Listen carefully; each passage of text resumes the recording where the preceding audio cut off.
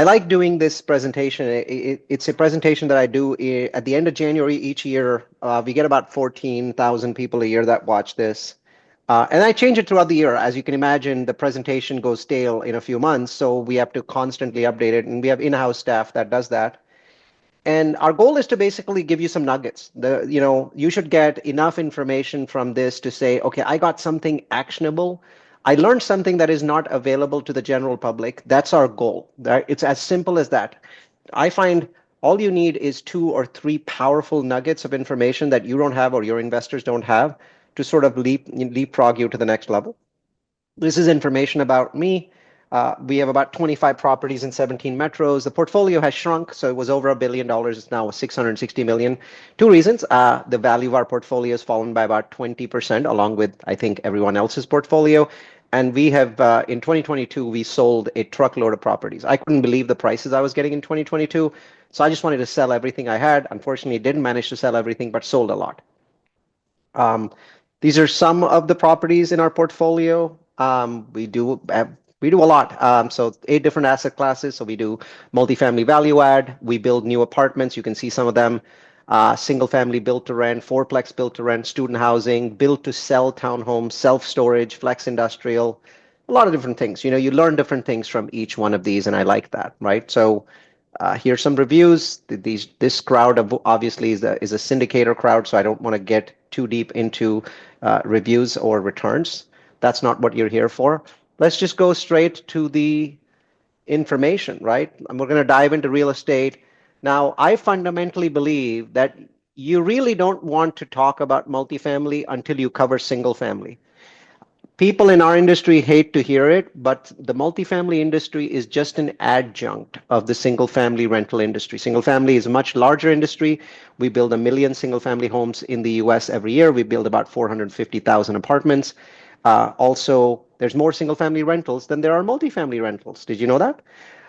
So it's a larger industry. So it's very important to understand single family first before you jump into multifamily. So these are the winners and losers in 2024 in single family, and you'll see them come up later in the presentation as well. The bottom line is this: most of the price gains in the last year were in the Northeast and in the Midwest. Shocking, right? So New York State, New Jersey, Pennsylvania, these are the big winners. Why? Because they have something that the Southeast doesn't have today: affordability. And these markets did not see the massive increases in rent that we saw in boom towns in the Southeast in 2021 and 2022. On the other hand, on the right, the big losers, basically all the hot cities in Florida and Texas. Louisiana had a really bad year because some of the portions of the state have lost access to insurance, hurricanes. But otherwise, the loser list on the right is really all Florida and Texas. Now, overall, it wasn't actually a bad year for single family. On an annualized basis, home prices in the US continue to increase, right? So the National Association of Realtors, NAR, they said 4.8% increase in US home prices. Reuters were at 4.7, and the FHFA, the financing agency, they said 4.3. So basically, prices went up about 4-ish% last year. Not bad, given that interest rates were between 6.5 and 7.5% for single family loans last year. So single family, the message is it was astonishing resilient in 2024. It seems to be doing okay in 2025 as well. Mortgage rate predictions for 2025, all over the damn place. Nobody can make up their mind. And I'm not fond of these guys, National Association of Realtors, but I put them in because they've actually been right the last 3 years. We think mortgage rates are going to be somewhere here, right? 6.3, 6.4. Wells, Fannie Mae, MBA are all in this. Redfin seems to be the outlier. They think it's going to be higher than this number. We think the 30-year fixed is going to be here. And of course, we can talk about what that means for multifamily financing if we use the same numbers. Predictions for 2025. One thing is consistent. Everyone so far has thought that they're going to go up. Nobody's changed their mind in the last 5 months. Of the dozen or so sources that we used to build this presentation at the end of January, absolutely no one felt home prices would be flat or would be negative. Also, no one was overly bullish. I mean, Goldman Sachs was the most bullish, and they're still thinking 4%, right? So we still think that you may see home prices a little bit higher this year. Why is that important for multifamily? If home prices go down, our rents don't go up fast. Remember that. Before we continue, let me take 60 seconds to tell you about Multifamily University. Are you ready to take your real estate investing to the next level? Look no further than Multifamily University. Our comprehensive resources, including guest podcast appearances, educational webinars, the Real Estate Trends Toolkit, and the Location Magic course, are all designed to make smart investing easy and accessible. Plus, with no subscriptions, no upsells, you can trust that we're always looking out for your best interests. But don't take our word for it. Check out what our satisfied customer, Carlos M., had to say. Neal's presentation was filled with invaluable information that is not readily available to the average investor. This group takes you to the elite level of investing. Join the ranks of the elite with Multifamily University. Join us at multifamilyu.com and start investing from a place of knowledge today. Not only will you have access to a wealth of knowledge from industry experts, but you'll also be able to stay ahead of the game with our in-depth analysis of market trends and potential recessions or corrections. Invest with confidence and make informed decisions based on data, not gut feel. Don't miss out. Visit us at multifamilyu.com today or click the link in the description below. And now, back to the content. So you've seen this slide before in the past in our presentations. If you've seen them, the lock-in effect, right? So it's worth mentioning it. Homeowners with ultra low mortgages like me, I'm locked in at 1.75% fixed. We're not moving, right? So that's keeping inventory tight, and this lock-in effect is happening because people like me are reluctant to sell because their current mortgage is 1.75% like me, and you have to basically get a new mortgage at 7, right? So you're quadrupling your interest. So there's fewer homes for sale, and that's really what is allowing single family prices to stay stable. They should drop, they should crash.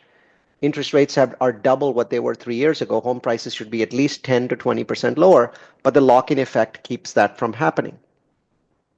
Here's good news for multifamily people, right?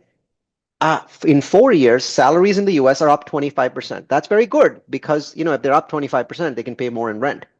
But it's shocking, right? What's shocking is that the average mortgage in the US is up 110% in the same 4 years, right? So obviously wage growth is not keeping pace with rising home prices and higher interest rates together.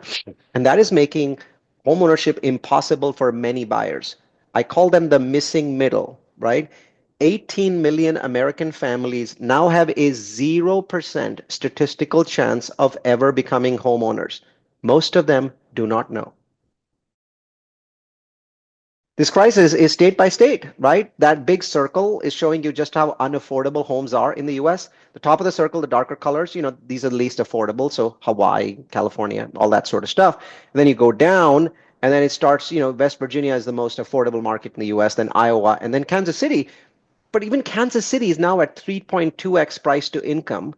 And that's a hugely high ratio compared to just 5 years ago. So even Kansas City, which is considered to be a reasonable market, is now unaffordable. So we have now in the United States 2 affordable markets, West Virginia and Iowa, and 48 unaffordable markets, right? This is great news for landlords, terrible news for everybody else. I like to show off the top 10 most unaffordable big cities in the US just so I can bash the state governments.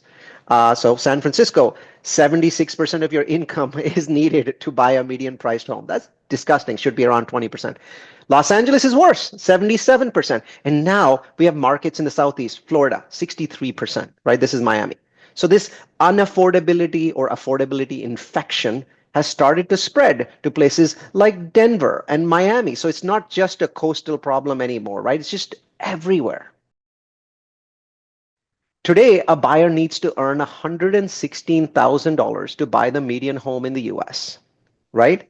And that buyer earns $83,000. This shortfall, this $33,000 shortfall means that a majority of these people simply cannot qualify to get loans. That's insane. That is absolutely insane. People can't afford a $400,000 home, and the average median price now is $460K. Well, here's an interesting number. 52 million households in the US can only afford a $200,000 home. What's the median price? $460. 52 million households. They're all forever renters. In 5 years, we have completely destroyed affordability in America. We have devastated it, and I am absolutely furious that neither presidential candidate chose to make that their platform. Even today, Congress is doing nothing. Democrats are doing nothing. Republicans are actually making it worse with the new stuff that's coming out because they're doing stuff like opportunity zones and they're extending that. That's going to drive up prices even more because land's going to become more expensive. No one seems to care that the biggest problem that America has is that no one that is in this generation can afford to buy homes. All of this, of course, is great news for landlords, but allow me my moment of being angry as a citizen of this country. This chart is not the sexiest, but it really ties together the last 5 slides, right? The black line here, that's the median monthly mortgage payment in the US, okay?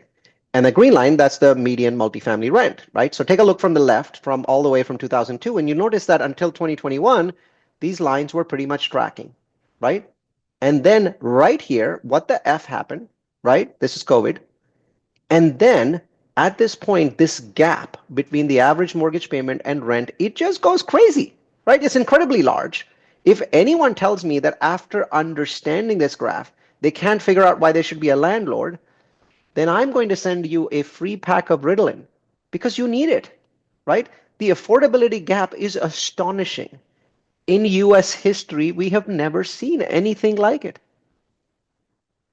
And that massive gap that you saw in the last slide, it means that renter behavior is changing. It's forced change, right? 20 years ago, 27% of renters stayed as renters for more than 5 years. That number is now up to 34%. So 7% more. Doesn't seem like a lot. But do you know how many people live in this country? 337 million. Do you know what 7% is of 337 million? 20 million people. 20 million people, right? And you'll find out in a few slides what that means for apartment absorption. Renewals are up across the board. People can't afford to move. They can't even pay for U-Haul, let alone new apartments. Class A, renewals are up. Class B, renewals are up. Class C, well, they were up for a while already, but look at these numbers, right? Across the board, people are renewing more often than they've ever done in history. We only hear bad things about multifamily, and I'm one of the guilty people because I constantly bash what's happened in the last 2 years. But this is also happening in the same time frame, and nobody talks about it. And you look at CRE capital inflows. There's this consistent messaging if you want to watch, Twitter or Instagram, that somehow commercial real estate has become unattractive and is not getting, the interest or the debt, right? It's complete bullshit. Look at this. Look at this. This is 2020, right? This is 2018. We still have this much money. And just so you know, the first quarter of this year was up here somewhere. If annualized, obviously this is an annual bar, so I got to annualize it. But on an annualized basis, the first quarter of this year, massive amounts of money flooded into CRE. One single investment made by, was it BlackRock? I think it was BlackRock, was $16 billion. One company came up with a $16 billion fund to buy multifamily. Here's, to me, the favorite slide of all time, right? There's a lot on this slide, but I want you to focus. So don't look at the green line, ignore that, right? Just focus on these dark blue bars, right? This right here is the fourth quarter of 2024, right? So not last quarter, but the quarter before that.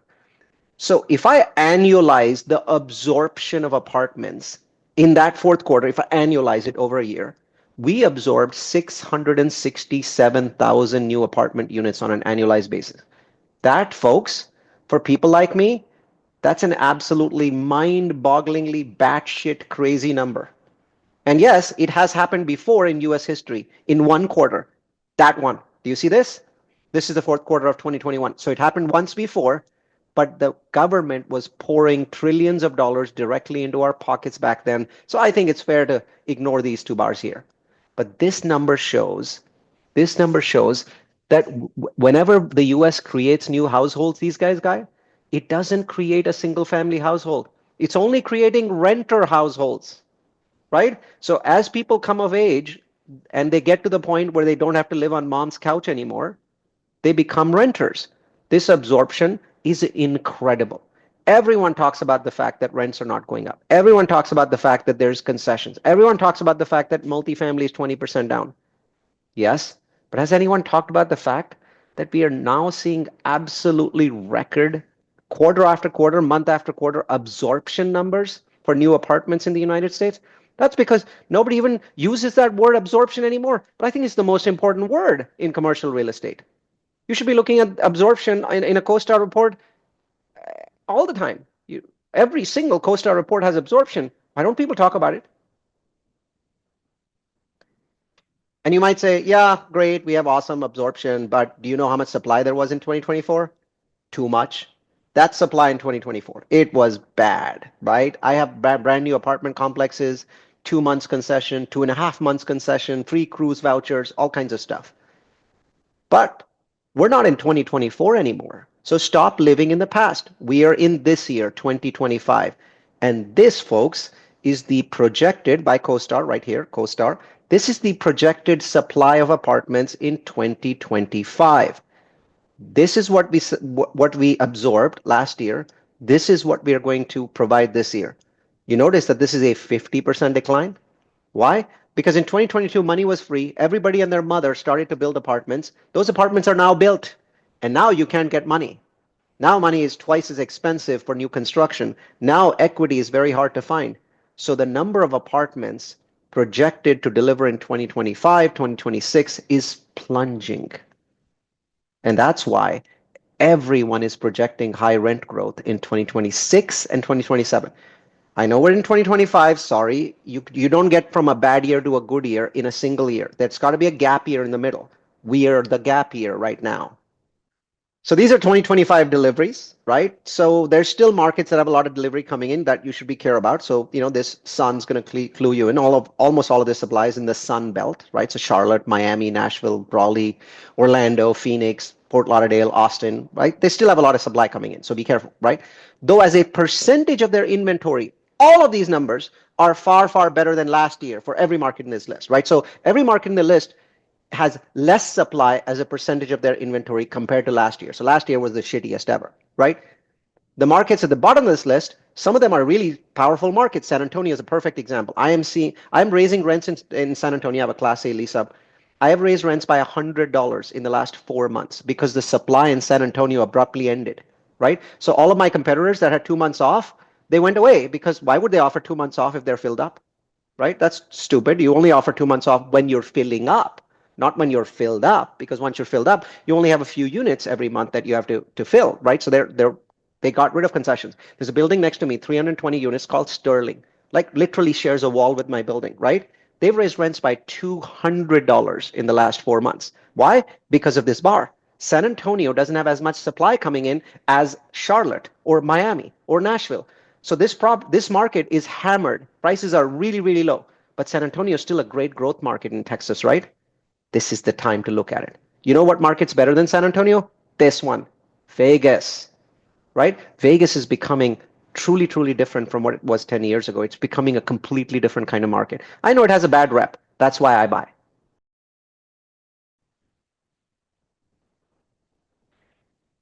Vacancy has been a challenge. Vacancy basically was right here at zero. So we had 1 quarter in the US right here where vacancy in the United States was zero. All right, I'm sorry, 5%. And then it basically went up, boom, boom, boom, boom, boom, boom, boom. And then it went up to 8%. And right here, you can see this is the end of 2024. Vacancy peaked again according to CoStar. And now we're seeing it decline. What's cool is we're now 5 months into the year. I can now tell you information about this graph. It's declining sharper than this projection made 5 months ago by CoStar. It's declining sharper. So now vacancy is declining and the blue bars are becoming bigger than the orange bars. In our business, absorption is the most important single thing that nobody talks about. You always want blue bars to be bigger than orange bars. If blue bars are bigger than orange bars, you will raise rents. If orange bars are much bigger than blue bars, you may not be able to raise rents as much. So this is CoStar's projection for rent growth. I think everyone can agree on a national basis, this is 1%, that was awful. But in the Sun Belt, where most of us are invested, this number was -1% or -2% on average. There were markets with -5%, such as Austin, one of my favorite markets from 5 years ago. So this number is for the country. For Sun Belt, it was down here, -1, -2. But look at these numbers everywhere. This is the whole country. This is how rent growth is supposed to climb. Climb, climb, climb, climb. 4 quarters of this year. Remember, we're the gap year. And this is what 2026 looks like. There's going to be a few smiles in 2026 in the multifamily industry. Now, that rent recovery, unfortunately, is not across the board. Some markets are recovering faster, some markets are recovering slower. Some markets will take more time to recover. I mentioned San Antonio, massive, massive glut of supply. Now, the good news is this is 5 months ago. San Antonio's number now, today, 5 months later, it wasn't as bearish as CoStar thought. It's actually positive here, right there. So that's good news. But it's not as good as these, and it's not as awesome as Kansas City. Right now, I am sitting on tens of millions of dollars of land in Kansas City because Kansas City is now the new darling of the institutionals. This is a very unsexy, middle of the road market, decent income, so higher income than, let's say, St. Louis or Indianapolis or, Milwaukee. Uh, but never a sexy market, right? Institutionals didn't look at that. Now every institutional wants to buy or build in Kansas City. Why? 6% rent growth. That's a magic number. Remember, in the multifamily industry, 2 is normal, 3 is decent, 4 is party time, 5 is dancing naked on the street with a champagne bottle, 6 is sell every goddamn thing and buy an island. That's Kansas City right now. And the deal flow is coming back. We've had 2 years of really shitty deal flow. 2023, awful. 2024, awful. But take a look at each quarter of 2024. Is deal flow back? Hell yeah, because now the first quarter of 2025 has ended. So I can tell you where this bar was in this quarter. So right here, this is about 32 billion. In Q1 of this year, we were at 44 billion, right? And the projection is that we're going to be at 50 to 60 billion for this quarter here. So once again, we're in a gap year. So I expect the bars to look like this. Zoop, zoop, zoop, zoop, zoop, zoop, zoop. And we should be right back a little over 60 billion by the end of this year. I don't know what happens next year, but I'm looking forward to it after so many shitty years. So we think we are at a turning point for cap rates. We are right now here. So cap rates went down, down, down, down, down. Well, they went up, in 2008, 2009, but that was a pretty sharp thing, right? So boom, like this. That this one's projected to be sort of a slower return to lower cap rates, right? So this was sharp up, sharp down, 2008. This is, I think, going to be a longer cycle. So expect cap rates to go down, but expect them to take their time. But there's no doubt that we have turned the corner on cap rates. So cap rates in Q4 were lower than Q3. Cap rates in Q1 were lower than Q4. So we've had 2 consecutive quarters of lower cap rates on a nationwide basis. Now, this is not hitting the Southeast markets as yet because they still have incoming delivery. I expect that it'll take most of 2026 for the cap rates to start dropping in Southeast markets. We are seeing plenty of financing. There's no shortage of financing. Fannie Mae, Freddie Mac actually seem to be doing some pretty cool, aggressive things. If you haven't heard about them, why haven't you heard about them? In my mind, not a bad time to buy multifamily. What I'm doing is buying incredible amounts of land because land, remember, multifamily dropped 20%, land dropped 50, right? So I'm buying whatever is the cheapest. So I'm sitting on about $80 million of land right now. Happy with that. But for you guys, you're probably not going to do land. It takes 5 years to build competency to build something. So let's not talk about that. I think this is a pretty decent time to buy. I think that you're going to get some cap compression tailwinds. I think you will even if you don't get cap compression, you definitely will get rent tailwinds. Cap compression tailwinds does require the Fed to drop interest rates at least 2 times in the next, year. I think we'll get there. I don't know for sure. You don't know for sure. But I know this, rents will go up fast because supply is dropping in every market in the United States.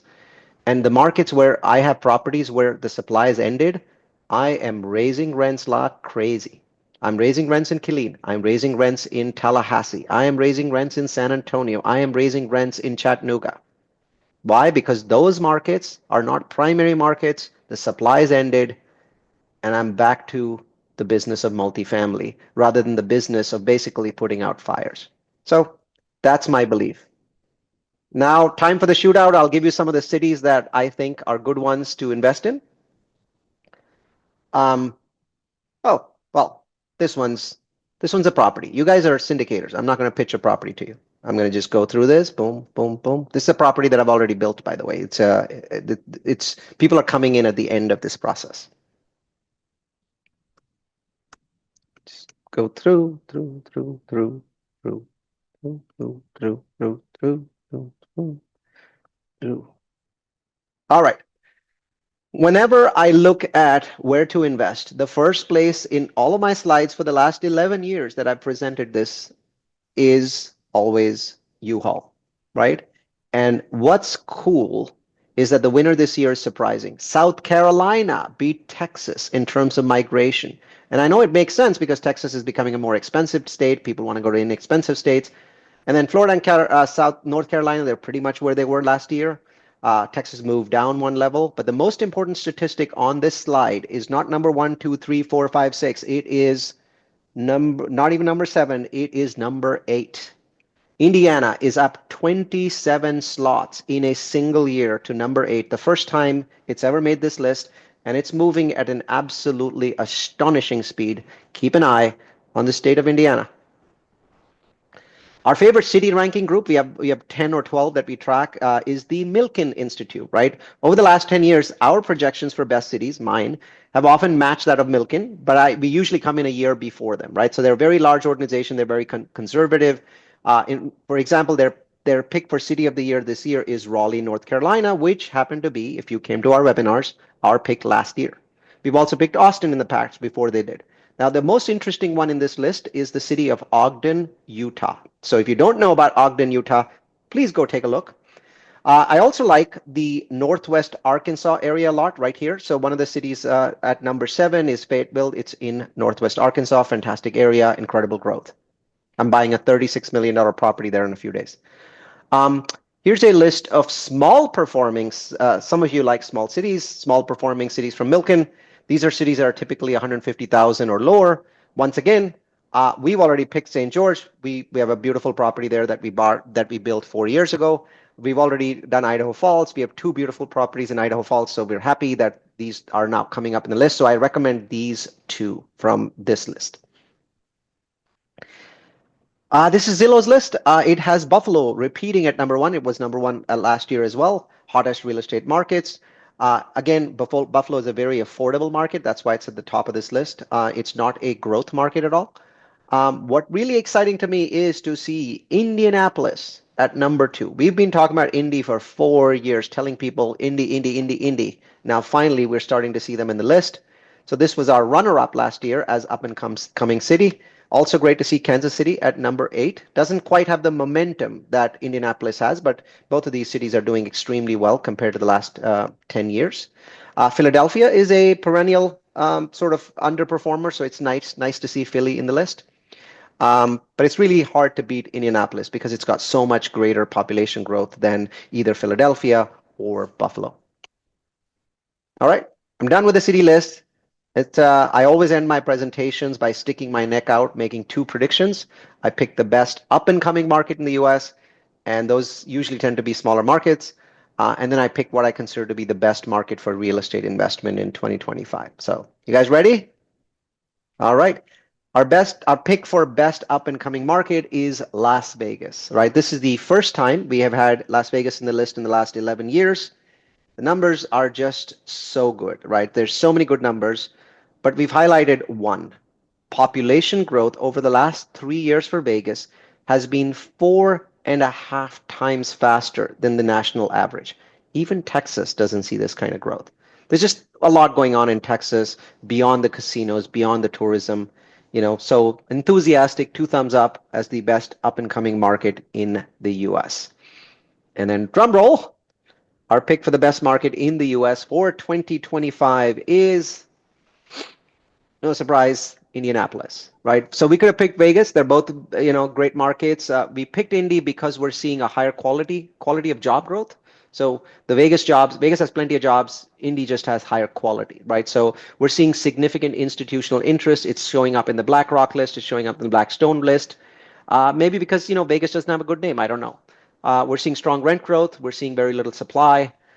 So just a lot of reasons why Indy is a terrific market for both single family and multifamily investors. If you're looking at multifamily, please look at Fishers, Indiana. So that's part of the metro. If you're looking at single family, look at Carmel, Indiana. So they're Carmel and Fishers are about 5 miles from each other, both in the Indy metro. So I'm actually very pleased to have a city in the Midwest be our best market in the US. This is the first time that's ever happened. So go Midwest. And that's it. For those of you that don't know us, I offer 8 webinars a year, all like this, but on different topics. So we did one on Airbnb. We had about 1,800 people that registered for that one. We are going to do one on senior housing, one on industrial, one on hotels this year. And then we're going to do a couple that are going to be on artificial intelligence. AI is the single greatest disruption in the history of mankind. So that one is so complex that it is a two-part webinar. All of our webinars are this long. They're about 45 minutes long. They're all filled with content. And by the time I'm done, you'll have numbers and data coming out of your ears. So if you're willing to tolerate that, please come to Multifamily University. It is free. It will always be free. We have no upsell. We have no education, and we have no intention of ever offering paid education or an upsell. So come join the community. 80,000 people are part of the community. Only 1,200 are our investors. The rest of them, they're just here for the data. So join us at Multifamily University. I'll take your questions and I'll hand it back over to Joseph. Yeah, this is great presentation, Neal. So if you look in the chat, guys, there's a link. Go ahead and click on the link and put your name in there, and that we are going to send that list over to Neal, so his team can add you to or send you the information to join the investor club. Great. Yeah, I didn't share that, but you can also Oh, use there this you go. barcode. There's an easy way to join. The investor club is essentially is all that means is it doesn't mean you have to be an investor with us, right? It's a weird name. What it means is you've actually met with our investor team so that you know what kind of offers we have. Um, and then you get access to some confidential webinars. We use data science. We are an AI first company. All employees in our company are required to use AI in every hour of their workday, in every hour. And so we use AI tools to build confidential internal lists of neighborhoods that have extremely high growth rates. We received $100 million in investment from an investor who saw our list of neighborhoods. A single investor gave us $100 million because he saw our list of neighborhoods. And how we also have a webinar that tells you how we come up with that list. That's only available to the investor club. We don't provide that information because I think that information should not be public because sometimes it takes us a while to buy in those neighborhoods. So we only provide that to our investor club.